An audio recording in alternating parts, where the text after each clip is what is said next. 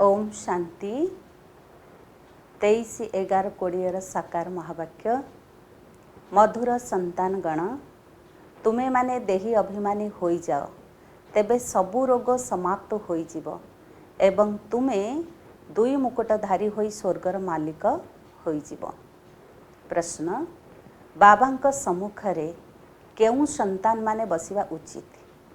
उत्तर, जेउ मानू ज्ञानर नृत्य करिवा अर्थात ज्ञानर चिंतन मंथन करिवा जଣା अछि।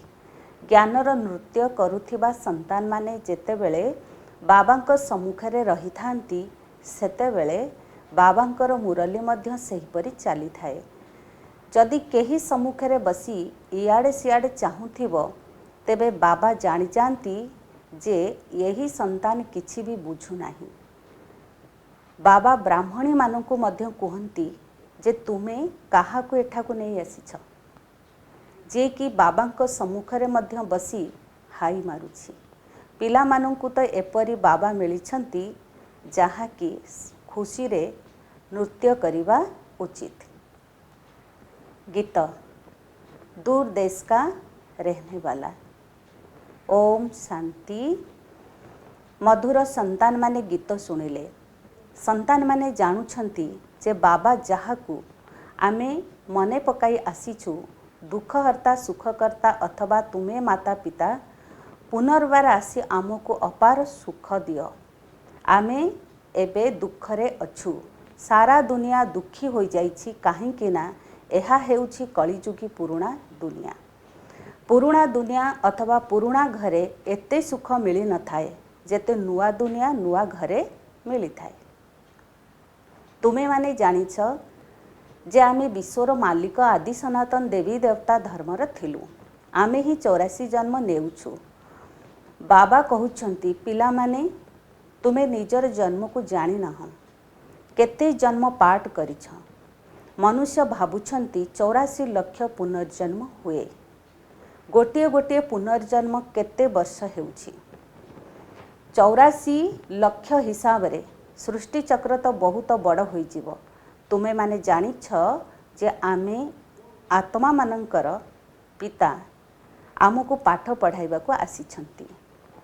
आमे मध्य दूर देशर निवासी अटु। आमे केही एठिकार निवासी नुहे। एठाकू आमे अभिनय करिबा को आसीछु। बाबा को मध्य आमे परम धाम रे मने पकाउछु। वर्तमान बाबा यही परदेश को आसीछंती। शिवं को ही बाबा बोली कहूचु, रावण को बाबा बोली कुहाजिबो नाही। भगवान को बाबा कुहाजिबो। बाबांकर महिमा अलगा। पांच विकार कण केही महिमा करिवे कि? देह अभिमान तो बहुत बड़ बेमारी।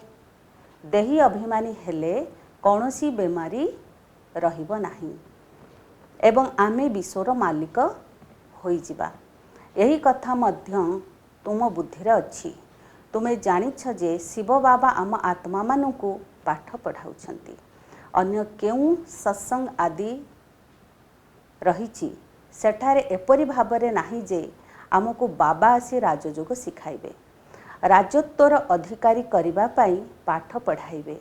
राजा करिबा पाई तो राजा ही दरकार ना। डाक्तर माने डाक्तरी पाठ पढ़ाई निज भली डाक्तर कराई थांती। अच्छा, दुई मुकुटधारी करिबा पाई केउठु आसीबे?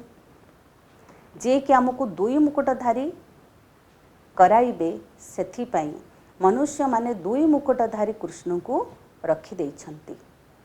किंतु कृष्ण किपरि पाठ पढ़ाइबे? तेबे निश्चिंत बाबा ही संगम जुगरे आसीथिबे, आसी राजत्व स्थापन करिथिबे। बाबा किपरि आसुछंती एकथा तुम मानंक व्यतीत आउ काहारी बुद्धि रे नाही। दूर देशरु बाबा आसी आमको पाठ पढ़ाउछंती, राजयोग सिखाउछंती। बाबा कहउछंती मोर कौनसी आलोकमय अथवा रत्न जड़ित मुकुट नाही। मु केबे राजत्व प्राप्त करू नाही। स्वयं दुई मुकुटधारी हेउ नाहंती, अन्य मानकु करूछंती। बाबा कहउछंती मु जदि राजा होई थांती तेबे रंक मध्य हेबाकु पड़ी थांता। भारतवासी धनवान थिले, एबे रंक अर्थात दरिद्र होई जाइछंती। तुमे मध्य दुई मुकुटधारी हेउछ एवं तुमको करिला बाला मध्य दुई मुकुटधारी हेबा दरकार, जहा फलरे तुमर जोग मध्य लागिबो। जी जेपरी होइथिबे सेहीपरि अन्यमानकु मध्य निज समान करिवे। सन्यासी माने चेष्टा करी सन्यासी ही कराइबे। तुमे गृहस्थी सेमाने सन्यासी, तेबे तुमे तांकर शिष्य तो होई परिबो नाही।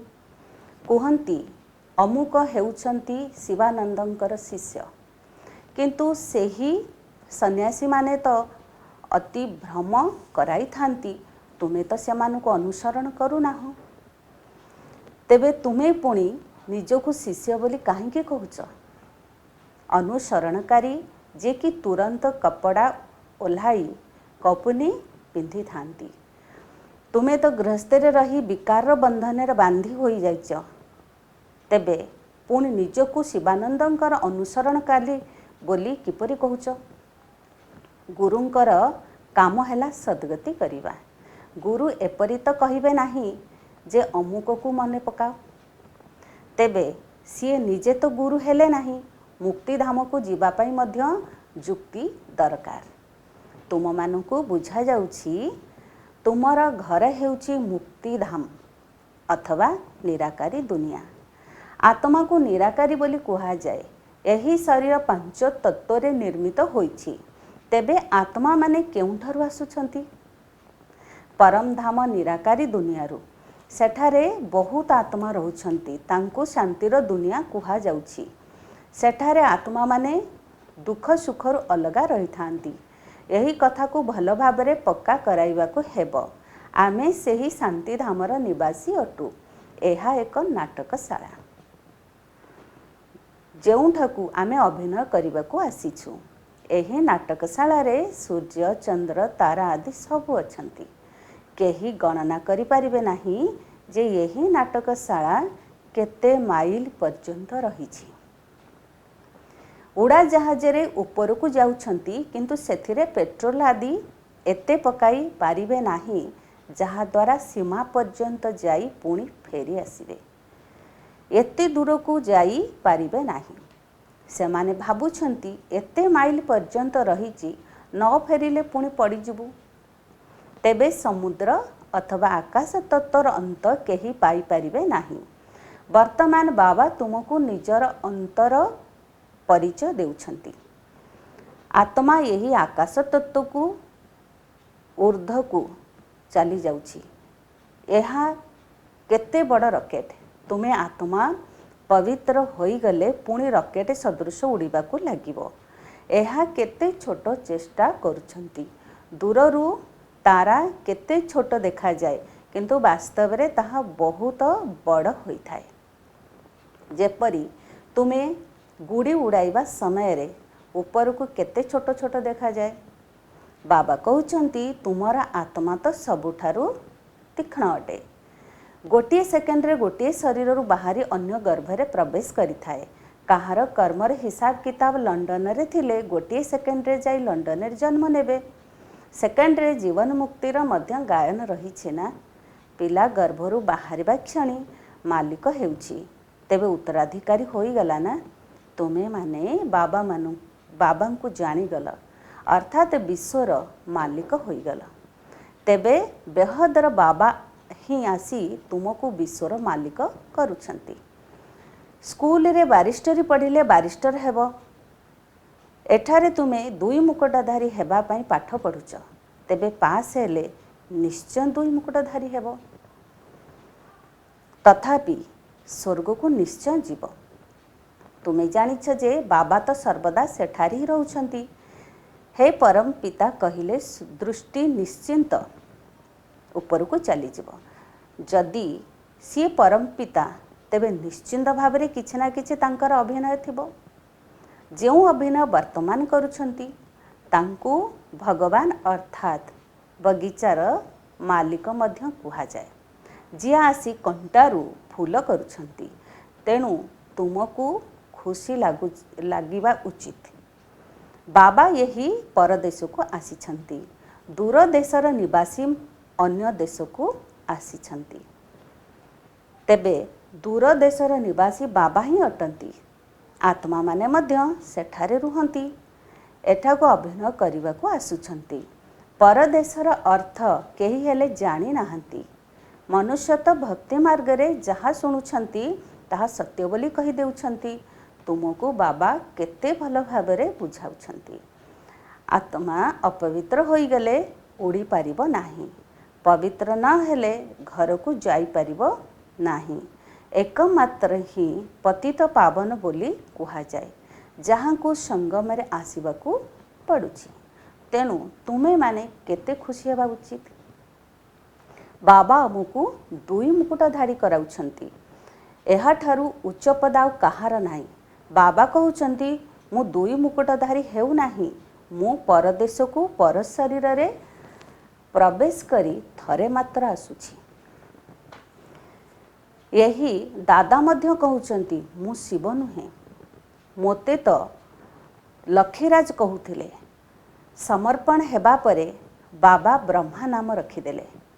एहांक शरीर रे प्रवेश करी एहांकु कहिले जे तुमे निज जन्म को जानि न। 84 जन्मर मध्य हिसाब रहिबा दरकार ना। दुनिया रे तो 84 लक्ष जन्म कही देउछंती, जहा बिल्कुल असंभव अटे। 84 लक्ष जन्मर रहस्य को बुझाइबा पाई मध्य अनेक वर्ष लागि जिवो। मने मध्य पड़ू नाही। 84 लक्ष जोनि रे पशुपक्षी सबु आसी जाउछंती। मनुष्यर जन्म दुर्लभ बोली गायन रही। जीवजंतु ज्ञान को बुझी पारिबे नाही। तुमको बाबा आसी पाठ पढ़ाउछंती, निजे कहउछंती मु रावण राज्य को आसुछि। माया तुमको केते पत्थर बुद्धि करि देछि। एबे बाबा तुमको पारस बुद्धि करुछंती। पतन कला रे तुमे माने पत्थर बुद्धि होई जाइछ। एबे पुणी बाबा आरोहण कला को नहीं जाउछंती। समस्ते क्रमान्वय रहिछंती ना। प्रत्येकंकु निजर पुरुषार्थ आधार रे बुझिबाकू हेबो। मुख्य कथा हेउछि बाबांकर स्मृति। राति रे सोइबा समय रे मध्य यही ख्याल कर, बाबा मु आपणकर स्मृति रे सोउछि, अर्थात मु यही शरीर को त्याग करी आपणक पाखकू जाउछि। यही परी बाबा को मने पकाई पकाई सोई जाओ, तेबे देख केते मजा लगुछि। संभवतः साक्षात्कार मध्य होई पारे, किंतु यही साक्षात्कार रे खुशी हेबा उचित नुहे। बाबा मु आपन को ही मने पकाउछि, आपणकर निकट को जीवाकू चाहूँची। एही परी बाबा को मने पकाई पकाई तुमे बहुत आराम रे चली जीवो। सूक्ष्म लोक को मध्य चली जाई पारिबो, ब्रह्म लोक को मध्य जाई पारिबो नाही। एबे घर को फेरिबार समय आसीछि केउठी? हाँ, बिंदुर साक्षात्कार हैला पुणी छोट छोट आत्मा मानकर वृक्ष देखा जीवो। जेपरी तुमको वैकुंठर साक्षात्कार होई थाए ना, एपरी नुहे साक्षात्कार हेले तुमे वैकुंठ को चली जीवो ना। सेथिपाई तो परिश्रम करने को पड़िबो। तुमको बुझा जाउछि जे तुमे प्रथमे शांति धाम को जीव। सबु आत्मा अभिनय करिवारु मुक्त होई जिवे। जेपर्यंत आत्मा पवित्र न हेउछि से पर्यंत जाई पारिबो नाही। बाकी साक्षात्कार रु किछि मिले नाही। मीरा को साक्षात्कार हैला, तेबे कौन वैकुंठ को चली गले कि? वैकुंठ तो सत्य जुगे ही हेबो। एबे तुमे वैकुंठर मालिक हेबा पई प्रस्तुत हेउछ। बाबा ध्यान रे एते जीवाकू देउ नाहंती, काहे कि ना तुमको तो पाठ पढ़िबा को हेबो ना। बाबा आसी पाठ पढ़ाई समस्तंकर सद्गति करुछंती। विनाश मध्य सम्मुख रे उपस्थित। बाकी असुर एवं देवतांकर लड़ाई तो एबे हुए नाही। दुनियार मनुष्य परस्पर मध्य रे लड़ाई करुछंती, काहे कि ना तुम पाई नुआ दुनिया आवश्यक। बाकी तुमर माया सहित लड़ाई हेउछि। तुमे हेउछ बहुत प्रसिद्ध योद्धा, किंतु केही हेले जानि नाहंती जे देवी देवतांकर एते गायन काहेकि करा जाउछि। एबे तुमे भारत को जोगबल द्वारा स्वर्ग करुछ। तुमको एबे बाबा मिली जाइछंती। तुमको बाबा बुझाउछंती ज्ञान द्वारा नुआ दुनिया जिंदाबाद हेउछि। एही लक्ष्मी नारायण नुआ दुनियार मालिक थिले ना। एबे पुराणा नुआ दुनिया एबे दुनिया पुराणा होई जाइछि। पुराणा दुनियार विनाश पूर्वर मध्य मुसल द्वारा ही होइथिला। महाभारत लड़ाई लगी से समय मध्य बाबा राजयोग शिखाई। एबे प्रकृति रे बाबा राजयोग शिखाउछंती ना, बाबा ही तुमको सत्य पढ़ाउछंती। सत्य बाबा आसुछंती, तेणु तुमे सर्वदा खुशी रे नृत्य करुछ। यह हेउची ज्ञान नृत्य। तेबे जो माने ज्ञान नृत्यर शौकीन अटंती से माने ही सम्मुख रे बसिबा उचित। जो माने बुझी पारु नथिबे से माने हाई मारिबे, जना जाए ये किछि भी बुझु नाहंती। ज्ञान को किछि न बुझी पारिले इआड़े सिआड़े देखिबे। बाबा ब्राह्मणी को मध्य कहिबे तुमे काहाकू साथरे नहीं आसीछ। जिए शिखुछंती एवं अन्य मानकु शिखाउछंती से सम्मुखरे बसिबा उचित। से मानकु खुशीर अनुभव मध्य हेबो, कहिबे आमे मध्य नृत्य करिबु। एहा हेउची ज्ञान नृत्य। कृष्ण ना ज्ञान शुणाइथिले ना नृत्य करिथिले, एहा ज्ञानर मुरली अटे ना। तेणु बाबा बुझाउछंती रात्रि रे सोइबा समय रे बाबा को मने पकाइबा सहित चक्र को बुद्धि रे मने पकाउ थाओ। बाबा वर्तमान मु यही शरीर को छाड़ी आपणक निकट को जाउछि, एपरी मने पकाई पकाई सोई जाओ। देख कौन हेउछि। आगरू जोग समय रे श्मशान भली वातावरण सृष्टि करा जाउथिला। सेही समय रे केही तो बिल्कुल शांति धाम स्थिति रे स्थित हो जाउथिले, आउ केही स्वर्ग रे रास करुथिले। जे बाबा को जानी नाहंती से किपरि तांको मने पकाइबे। मनुष्य माने बाबा को जानी नाहंती, तेबे बाबा को किपरि मने पकाइबे। सेथिपई बाबा कहउचंती मुजिए जेपरि अटे मते केही हेले जानी नाहंती। एबे तुमे केते कथा बुझी गलनी। तुमे हेउछ गुप्त योद्धा। योद्धा नाम शुणी देवी मानंकु पुणी तरवारी धनु आदि दे देइछंती। तुमे जोगबलर योद्धा अट। जोगबल द्वारा तुमे विश्वर मालिक हेउछ। बाहुबल द्वारा जेते चेष्टा कले मध्य केही जीति पारिबे नाही। भारतर जोग प्रसिद्ध अटे। यही जोग बाबा ही आसी शिखाउछंती। एकथा मध्य काहाकू जଣା नाही। तेणु उठिबा बसिबा समय रे मध्य बाबा को मने पकाउ थाओ। कहउछंती जोग लागू नाही, तेबे जोग शब्द को भूली जाओ। जेपरि पिला माने निजर पिता को मने पकाई थांती ना, सेहीपरि शिव बाबा कहउछंती मोते मने पकाओ। मु ही सर्वशक्तिमान। मोते मने पकाइबा द्वारा तुमे सत्वप्रधान होई जिवो। जेतेबेले सत्वप्रधान होई जिवो सेतेबेले आत्मा मानकर बरजात्री बाहरिबो। जेपरि महुमाछींकर दल बाहरी थाए ना, सेहीपरि एहा हेउची शिव बाबांकर बरजात्री।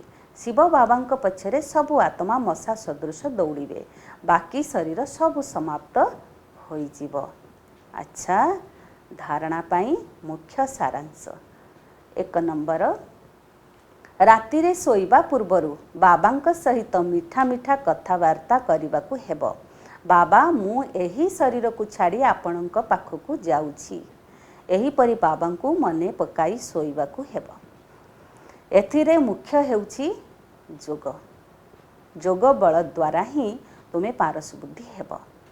2 नंबर, 5 विकारर रोगरू मुक्त हेबा पाई देही अभिमानी रहिबार पुरुषार्थ करबाकू हेबो। असरंती खुशी रे ही ज्ञानर नृत्य करबाकू हेबो।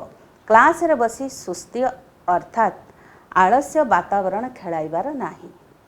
वरदान, त्रिकालदर्शी स्मृति द्वारा व्यर्थर खाता को समाप्त करी सफलता मूरत हुआ।